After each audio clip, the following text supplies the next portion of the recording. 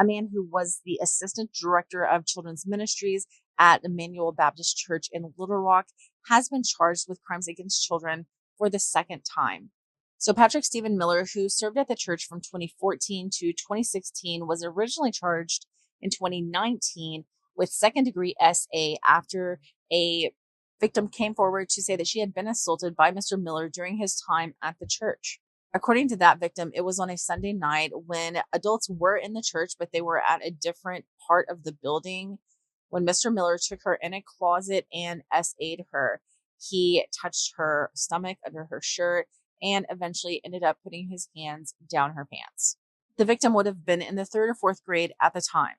That court case struggled on for 3 years, and Patrick Miller eventually pled guilty to a misdemeanor harassment charge where he was permitted to not have to plead guilty to a sex crime, so he didn't have to register.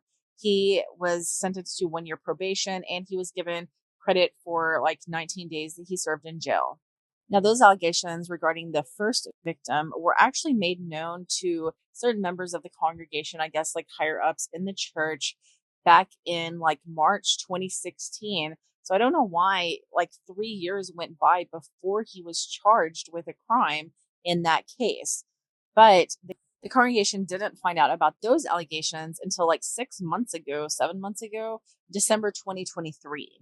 I don't know if it's because he wasn't charged at the time or if it's because like it really wasn't made widely known within that congregation. But Patrick Miller was allowed to leave the church. They quickly cut ties with him, and he went on to become involved in a church in Moore, Oklahoma. Now, since the time of that first allegation that came out about Patrick Miller, there has been another person that has been charged with crimes against children from that same church. That is Reagan Gray, who was charged with SAing a teenage boy. Now, the head of the church did come under fire because the allegations about Patrick Miller weren't made known in a decent amount of time. So other possible victims really weren't given information that maybe they needed to be able to come forward themselves.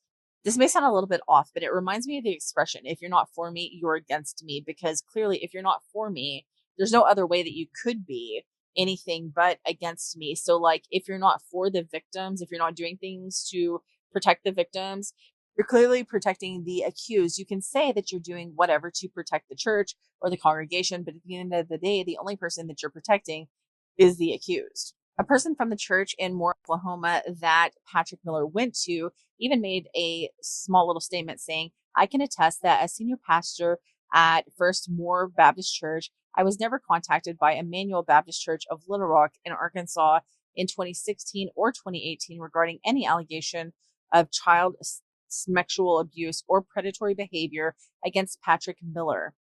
He also went on to say, had I been, appropriate actions would have been taken.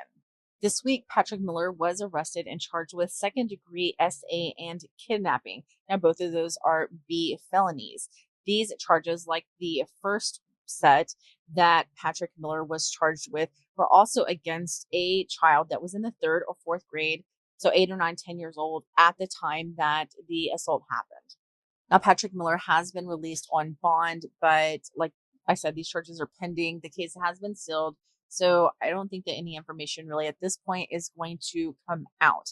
Now, an attorney that is representing the two victims made a small statement saying, we are pleased the state has filed felony charges for the sexual abuse of children that Patrick Miller did while children were entrusted in his care.